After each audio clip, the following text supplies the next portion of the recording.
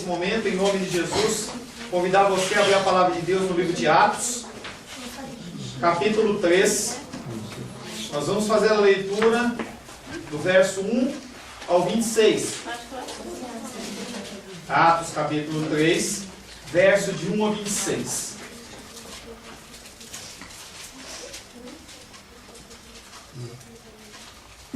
Antes de começar a leitura desse texto, eu quero responder um questionamento que eu tive da internet, em que uma pessoa em especial, minha mamãe, que está lá em São Paulo, ela falou assim: qual a necessidade de se ler um texto tão grande?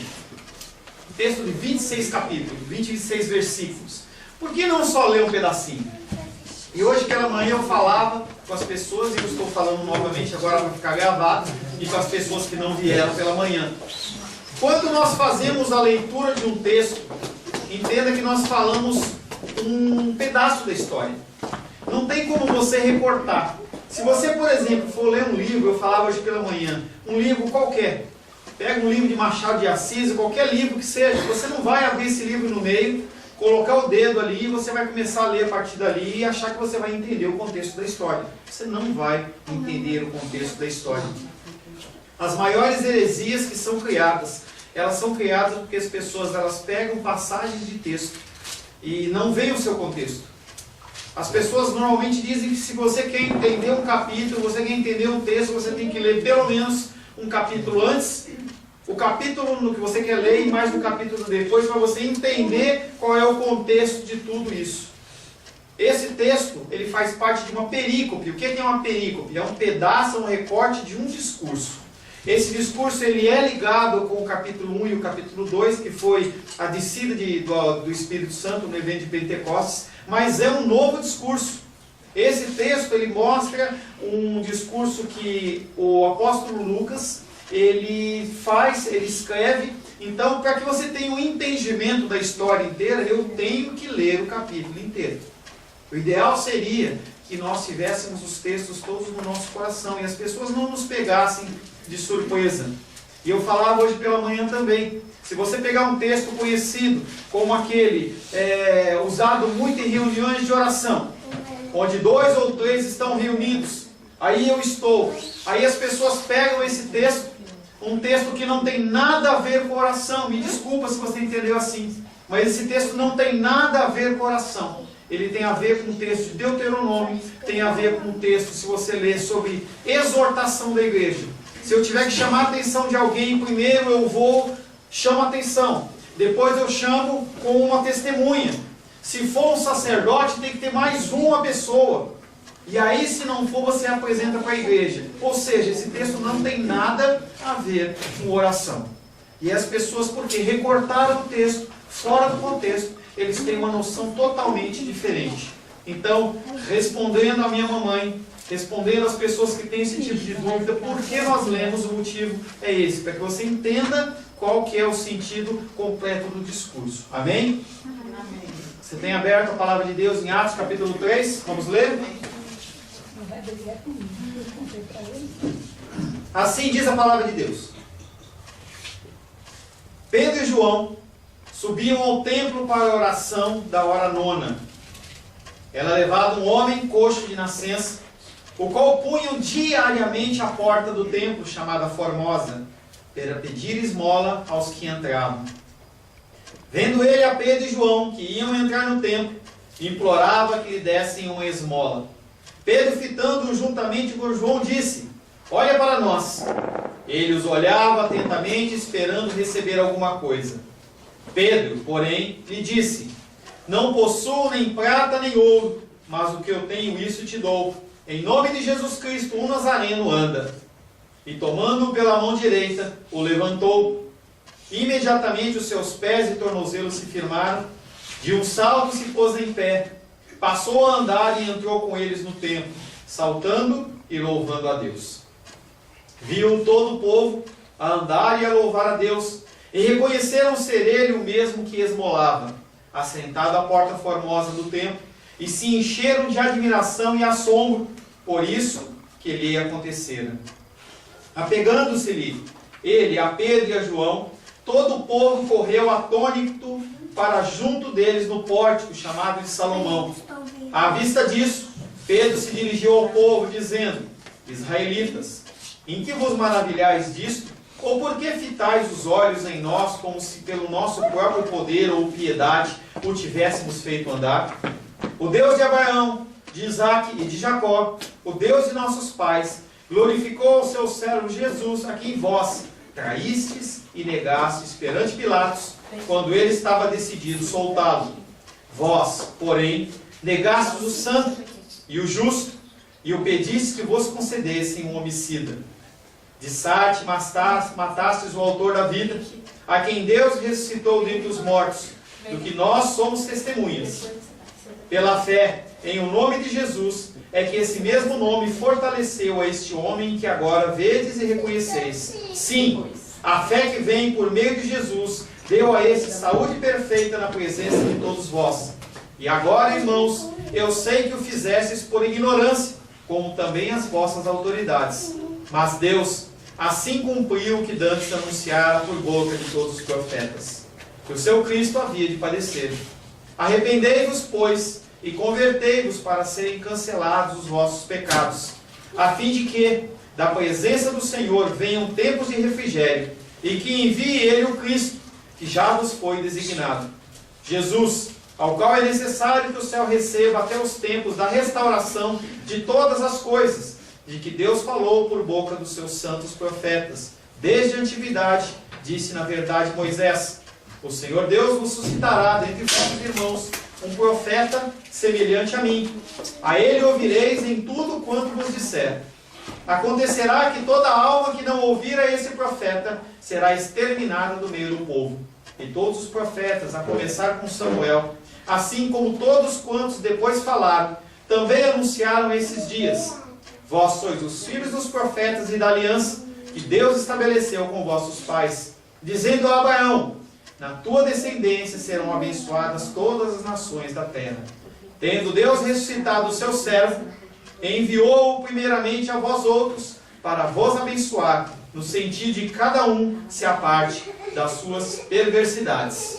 Palavra do Senhor, amém? Amém. Senhor, em nome de Jesus, nós lemos a tua palavra que é viva e eficaz, a tua palavra que é verdade, a tua palavra, Pai querido, que ela continua valendo, Pai querido, antes e hoje também, Pai.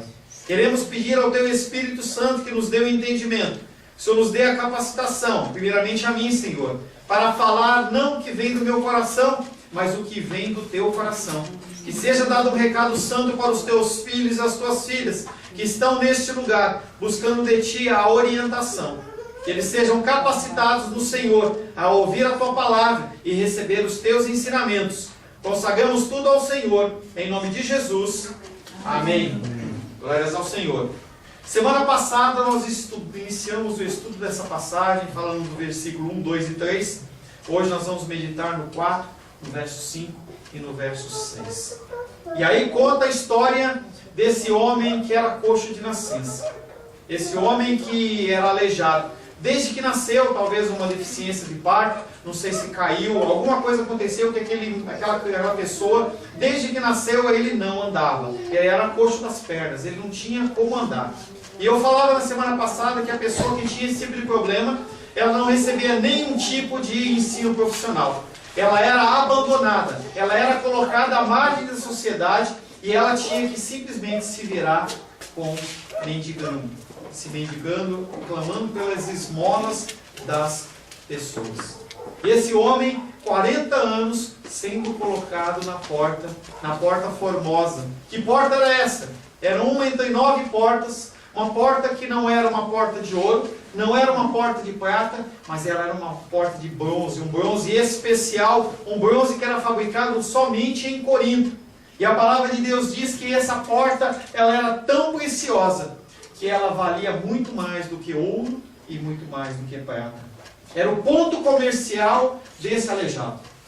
E o ponto, normalmente, as pessoas elas não largam. Se você vê as pessoas quando elas vão sair de qualquer ponto comercial, ela quer vender o ponto. E dificilmente, quando ela faz a clientela dela, ela quer sair daquele lugar, porque aquele lugar é um lugar onde você é conhecido. Até um tempo atrás, quando você tinha um número de telefone, aquele telefone era para a vida inteira.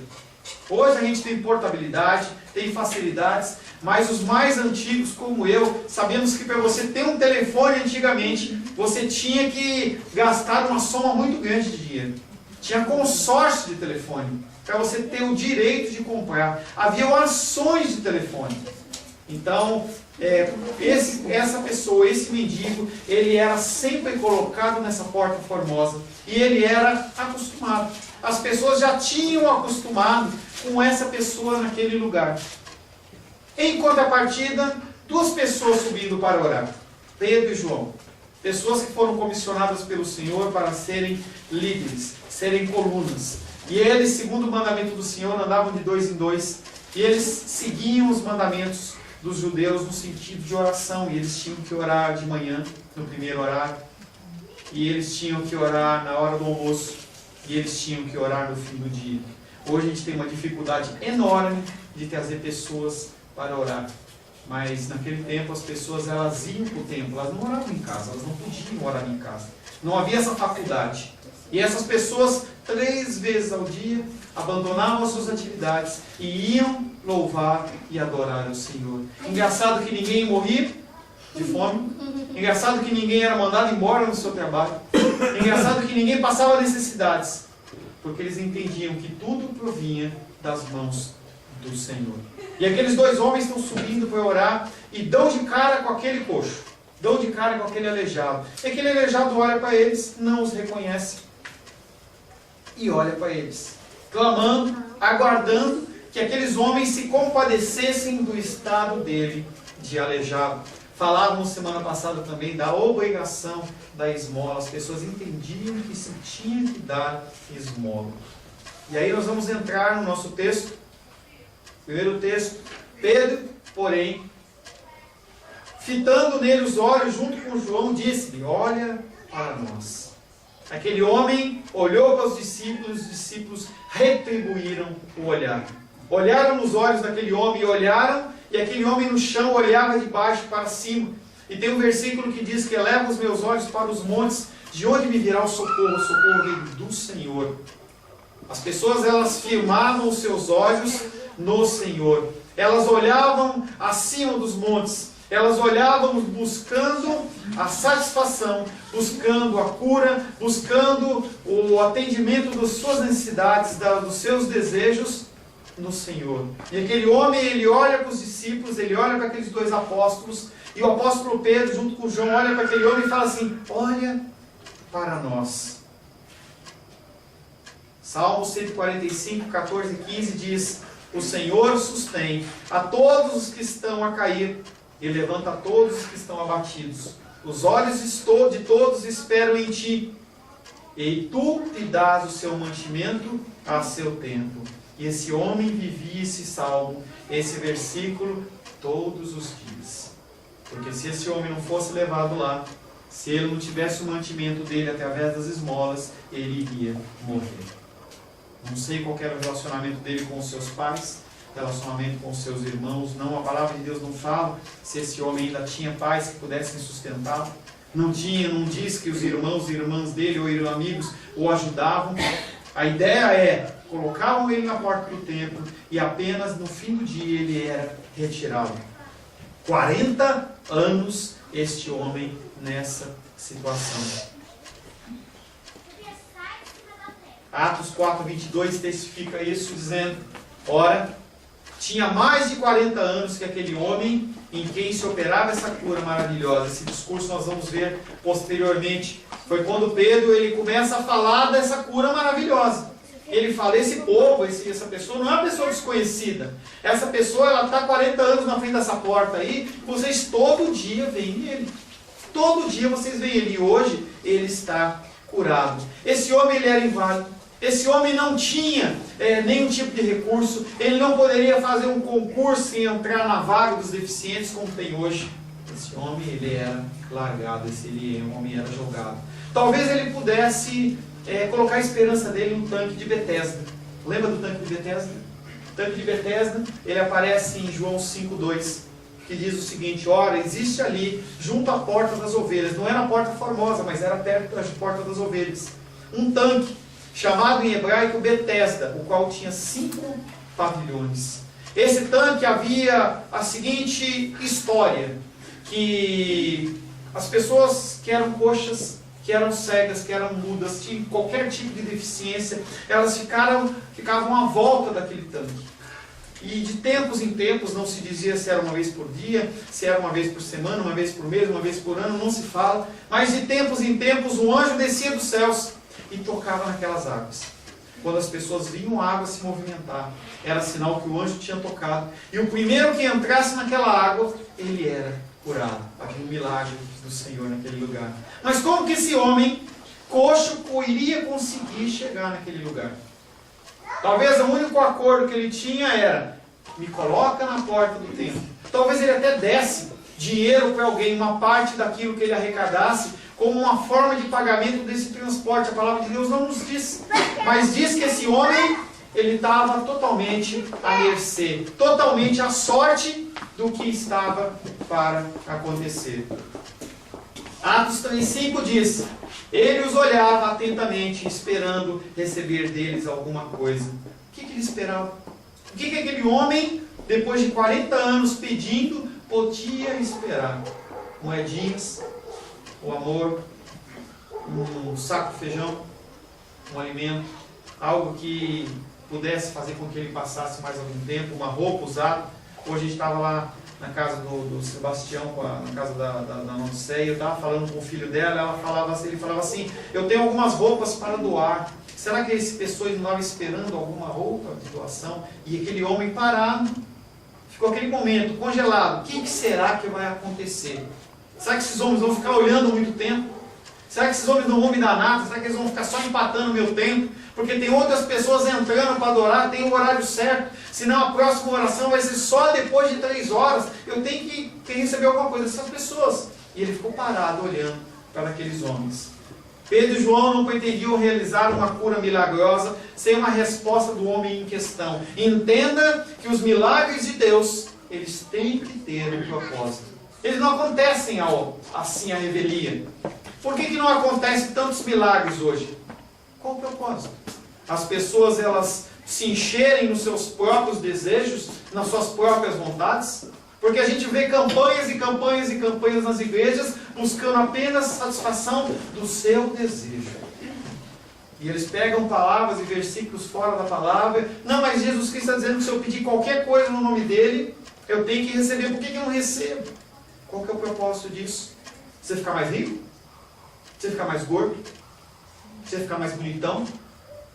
Será que os milagres do Senhor é apenas para satisfazer a sua necessidade e a minha necessidade?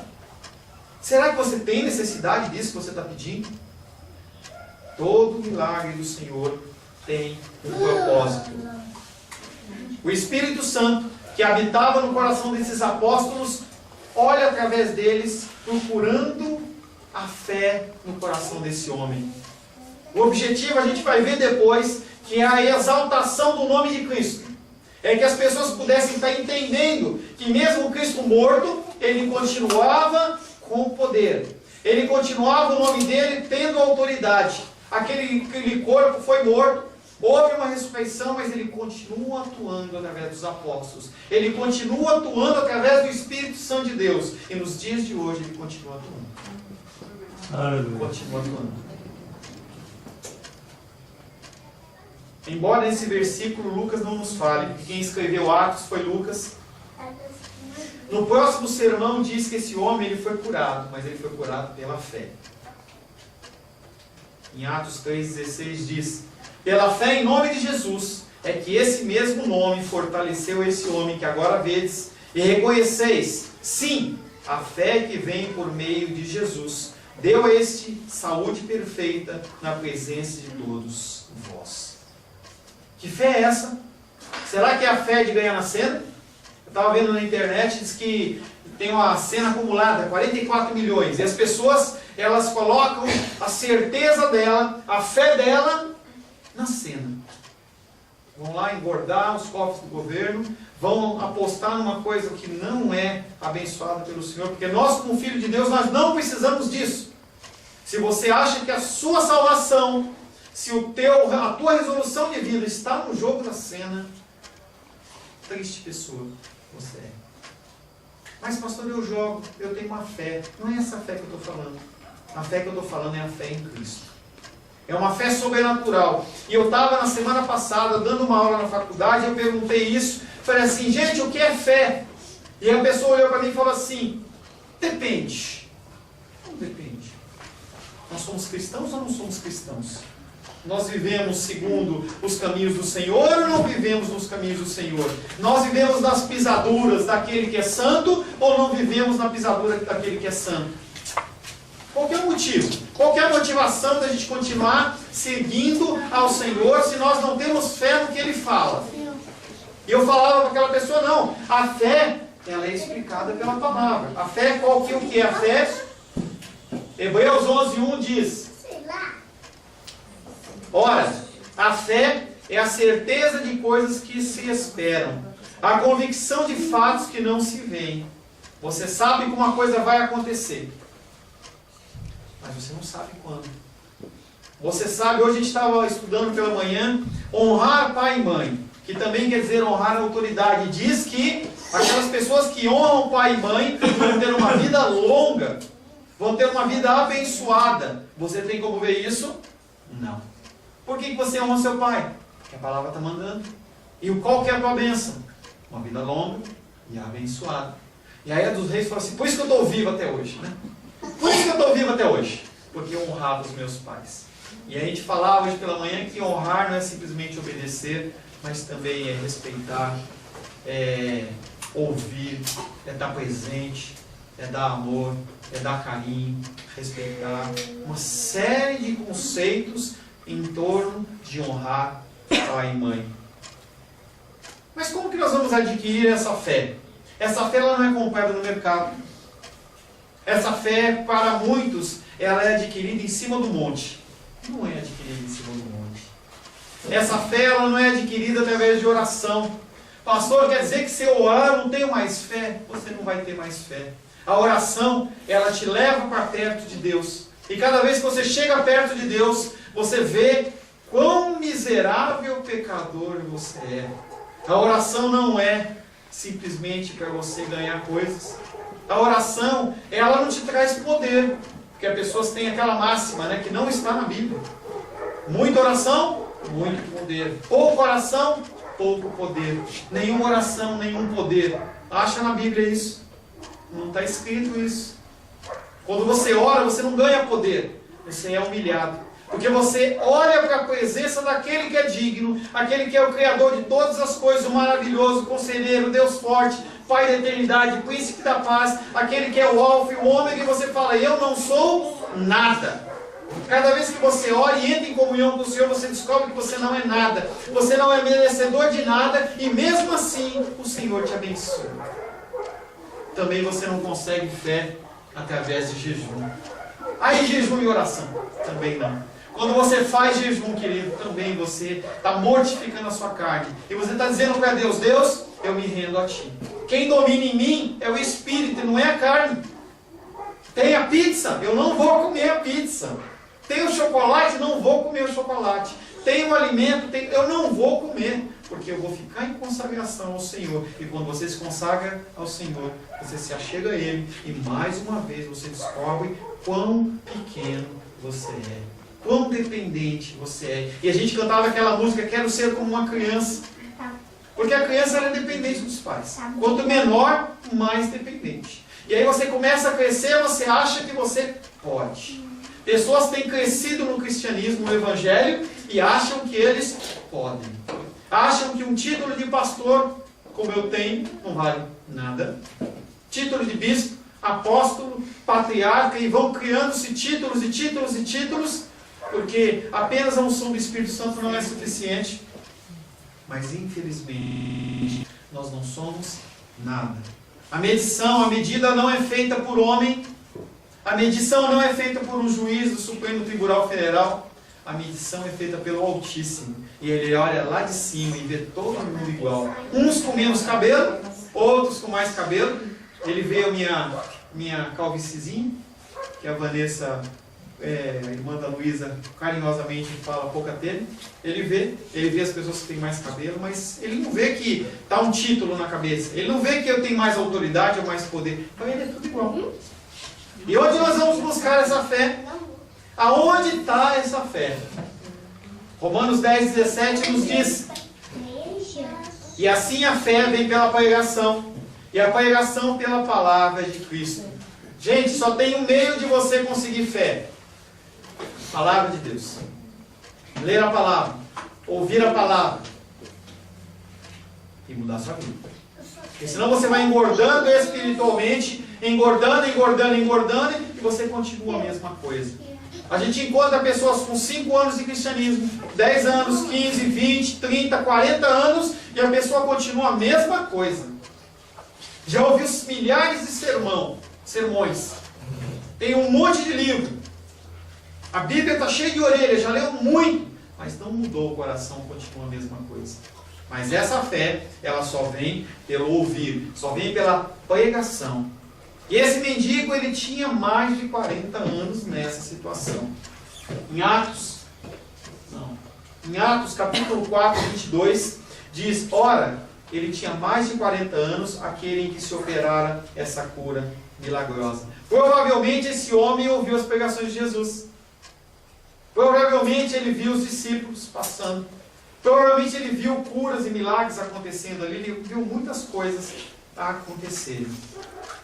E aí em Atos capítulo 3, verso 6.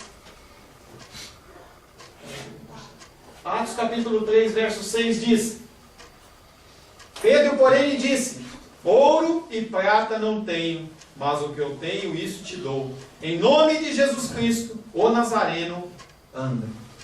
Semana passada nós falamos de esmolas.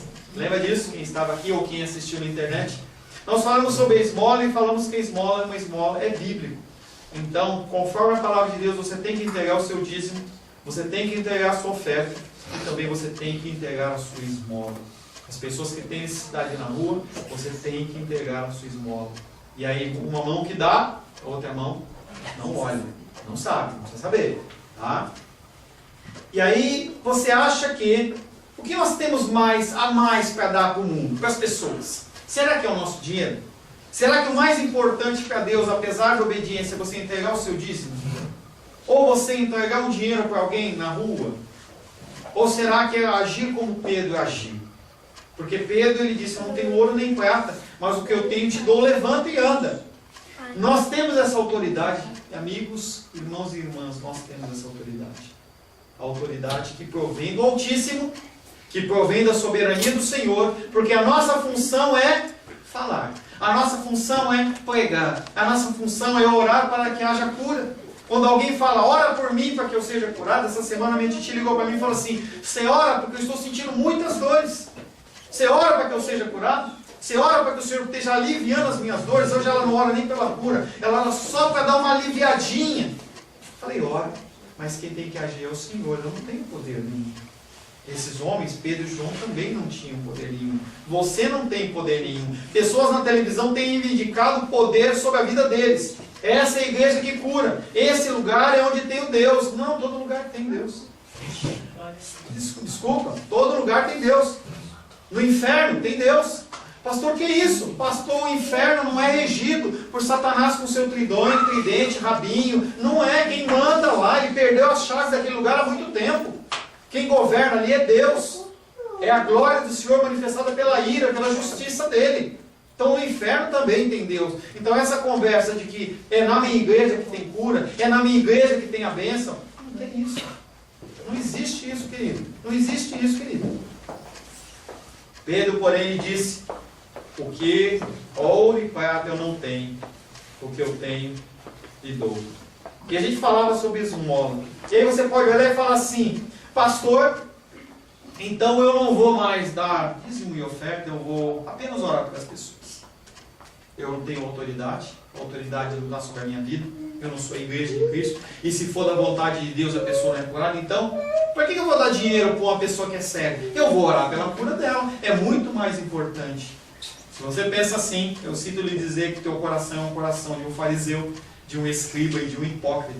Porque a palavra de Deus é muito clara que nós temos que fazer aquelas coisas e fazendo as outras também. Jesus Cristo ele foi confrontado nesse tipo de coisa. E numa situação inversa, eles falam, espera um pouquinho, a gente tem que, eu dou o dízimo, eu dou oferta, eu dou esmola. E aí Jesus Cristo fala assim, gente, vocês sabem o que vocês estão falando?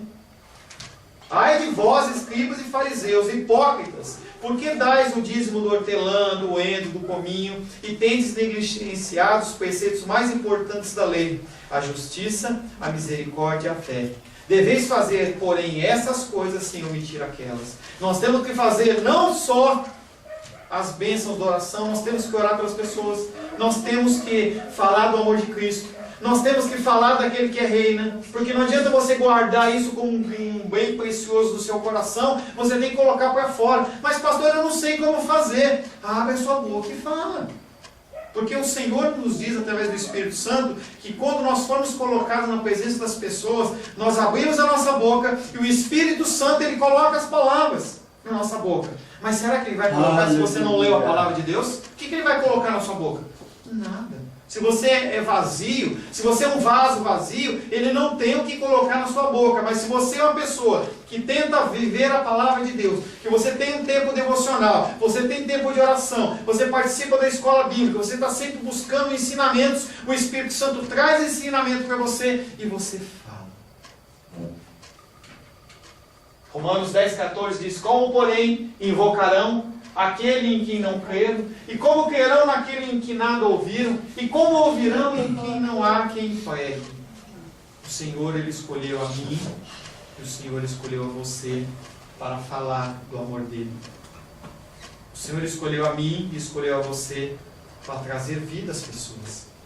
As pessoas estão mortas por aí, mortas vivas, zumbis andando, pessoas que estão cheios de dinheiro, mas como um ator que essa semana passada morreu, Robin Williams, um homem que para você chamar ele para fazer um filme, você tinha que despender alguns milhões de dólares. Um homem com muitos Oscars, pessoa que tinha família, e aí foi para um apartamento, se enforcou e antes de se enforcar cortou os pulsos para não ter jeito mesmo.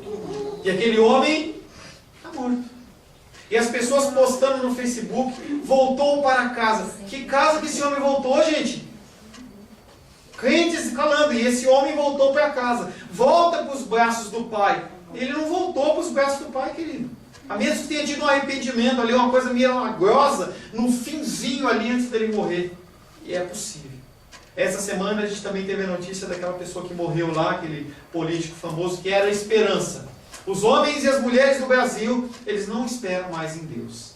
Eles esperam nos homens. Espera que a salvação, e agora o tema é, o Brasil tem jeito. Parece a época do Pedro Álvares Cabral, que disse, se tem, como é que é lá? Eu fico. Como é que é aquele texto lá? Diga para o povo que eu fico. Mas esse não pode ficar. Esse morreu. E as pessoas agora vão transferir a esperança deles em outro homem, em outra pessoa, que não o Senhor. Pessoas vazias do amor do Senhor. Pessoas que precisam ouvir. Anjo nenhum vai descer, querido, essa semana para falar com teus parentes. Anjo nenhum vai descer para falar com seus amigos. Quem vai ter que ser usado para isso não vai ser eu também. Vai ser você. Você está gordinho o suficiente da palavra de Deus, com a capacitação dele, você pode sim falar do amor dele. Pedro não está interessado nos aspectos externos desse homem. Ele não está preocupado se ele é mendigo, não está preocupado se ele é coxo, não importa para ele. O que importa para ele é fazer a vontade do Senhor. E aí Pedro olha para ele e fala, porém Pedro lhe disse, ouro e prata eu não tenho, mas o que eu tenho isso te dou. Em nome de Jesus Cristo Nazareno, levanta e anda. Pedro olha para ele com a intenção de dar algo muito mais do que o material. Ele está muito mais preocupado em dar para ele algo espiritual, algo que o dinheiro não pode comprar. Pedro não tinha dinheiro? Será que Pedro não tinha dinheiro? Talvez Pedro não tivesse dinheiro com ele naquele momento.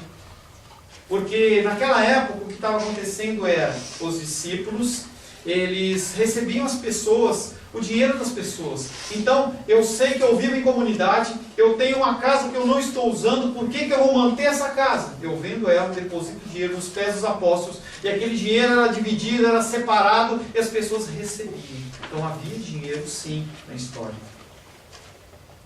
Mas Pedro, ele não era um homem rico. A palavra de Deus dizia que as pessoas tinham que se despedir dos seus alforjes, das suas vestimentas. E ele tinha que viver apenas do Evangelho. 1 Coríntios 9,14 diz: assim ordenou também o Senhor aos que pregam o Evangelho, que vivam do Evangelho. Pela graça, pela misericórdia do Senhor, eu vivo do Evangelho. Hoje, eu vivo do que é ofertado na casa do Senhor. Eu vivo do Senhor. Vocês são canais. O Senhor, Ele os abençoa e vocês me abençoam. Mas não há nenhuma troca em relação a isso. Você não é mais abençoado, simplesmente você honra ao Senhor fazendo isso. A honra não é para a minha pessoa. Se você faz porque você me ama, você está enganado, você está errado. Você não vai receber nada a mais por causa disso. O que Pedro dá ao mendigo aleijado é de muito mais valor do que qualquer quantidade de prata, qualquer quantidade de ouro. Pedro cura esse homem no nome de Jesus. O nome de Jesus, ele é significativo, porque contém a plena revelação de quem ele é. Se você olhar o meu nome, Paulo não quer dizer nada.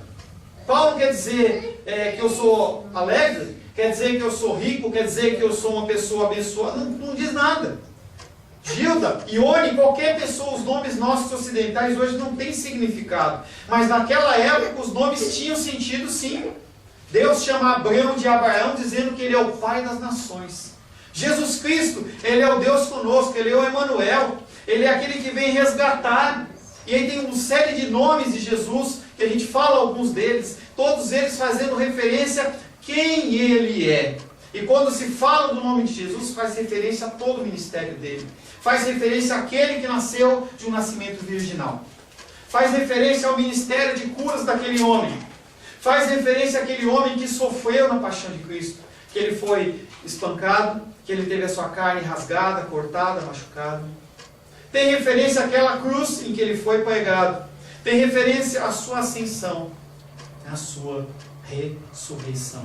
Quando se fala de Jesus Cristo, está se falando de uma pessoa em especial. Além de tudo, ele é o Nazareno. Além de tudo, ele é identificado como alguém que nasceu em Nazaré. Pilatos, em João 19:19, diz: escreveu também um título e colocou em cima da sua cruz, que estava escrito: Jesus Nazareno, Rei dos Judeus. O poder do Jesus ressurreto, nesse momento em que Pedro olha para aquele homem e fala: levanta e anda, aquele poder é levantado, aquele poder é colocado em pauta. O nome dele é colocado em pauta. Os discípulos profetizavam, expulsavam demônios e realizavam milagres em nome de Jesus, conforme Mateus 7:22. Eles receberam a autoridade para pregar o arrependimento e o perdão no nome de Jesus, conforme Lucas 24:47. E para agir em seu benefício, quando Deus derrama o Espírito Santo sobre esse nome, os apóstolos recebem poder e autoridade divina para realizar milagres. Atos 3:6.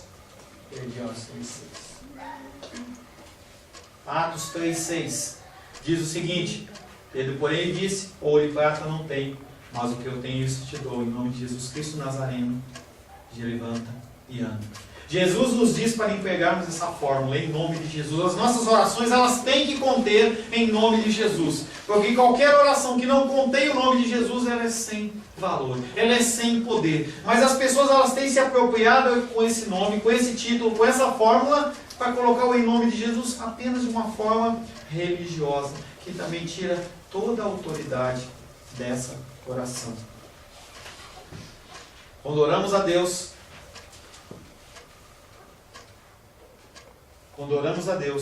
nós temos que pedir em nome de Jesus. João 14,13 diz: e tudo quanto pedirdes em meu nome, isso farei, a fim de que o Pai seja glorificado no Filho. Mas é tudo? É tudo. As pessoas têm pedido ao Senhor bastante, têm pedido casamento, carro, concurso, é tudo. Por que você não recebe? Tiago fala que nós pedimos para satisfazer os desejos do nosso coração. Matar a nossa vontade. Dizer, eu posso, eu tenho. Glorifica o nome do Senhor? Não. O Senhor vai conceder? Não. Desculpa, mas não vai conceder. Essa forma significa que nós, como seguidores de Cristo, pedimos que Deus nos abençoe para glorificar o nome de Deus e assim expandirmos o seu reino.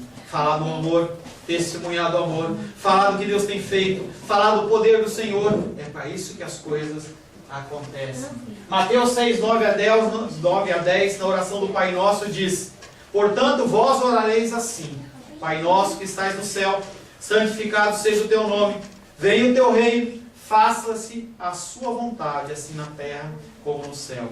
Quando oramos em harmonia com a receita que Deus nos deu, com o modelo que Jesus Cristo nos deu, sim, o Senhor nos concede. Porque o nome dele é glorificado, o nome dele é exaltado, e sim, você recebe. O que nós podemos aprender com essa palavra no dia de hoje?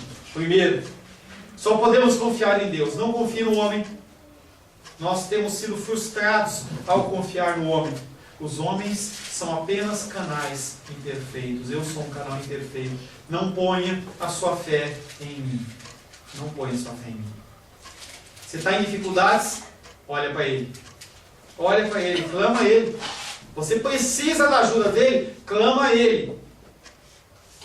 Nós somos comissionados a trazer mantimento aos que têm fome e aos que têm sede. Você tem a despensa cheia, tem alimento na sua casa. Será que é só para você matar a sua fome? Ou é para você também abençoar as pessoas? Nós também somos comissionados a trazer cura àqueles que estão com problema. Não é só cura física, pode ser cura de alma, uma palavra de amor, uma palavra de esperança, uma palavra de conforto, uma palavra que não venha do teu coração, mas uma palavra que esteja na palavra. Somos comissionados a trazer o reino de Deus para a terra. Essa terra, ela está podre, ela está acabando. As pessoas acham que nós estamos em época política e acham que não, se você colocar cultura para as pessoas, está tudo resolvido. Se eu melhorar a segurança pública, está tudo resolvido. Não está resolvido, querido. Sempre vai aparecer o coração mau do homem fazendo alguma coisa errada. Nós somos comissionados a trazer esse reino de Deus para a terra. E por último, nós devemos nos submeter à soberania do Senhor. Ele é soberano, não somos nós que somos soberanos. Nós não temos mais controle da nossa vida. A partir do momento que você se entrega ao Senhor, você não tem mais controle da sua vida. Você é simplesmente um servo. Simplesmente uma pessoa que está a cargo do Senhor. Senhor, o que eu tenho que fazer? Envia-me a mim. Envia-me a mim. E você vai andando, vai andando, sempre na soberania do Senhor. Feche seus olhos.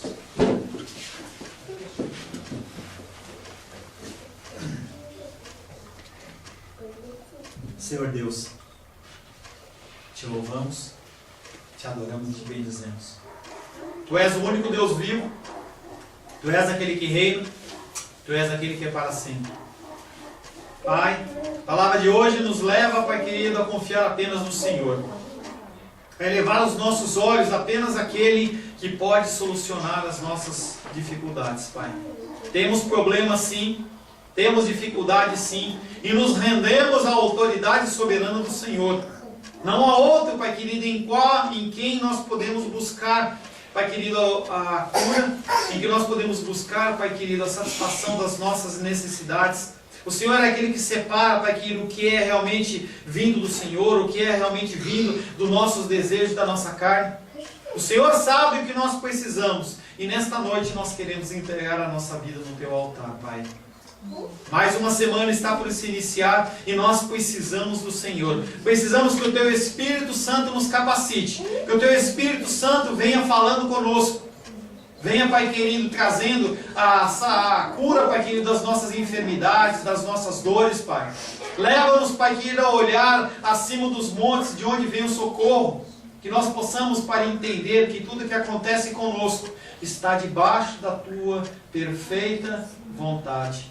Porque a Tua vontade é boa, perfeita e agradável. Nos ensina, Pai, a olhar para os acontecimentos da nossa vida, enxergando com os Teus olhos, Pai. Que nós possamos, Pai querido, nesta semana, glorificar e exaltar o Teu santo nome mais uma vez, Pai. Te louvamos em nome de Jesus. Amém.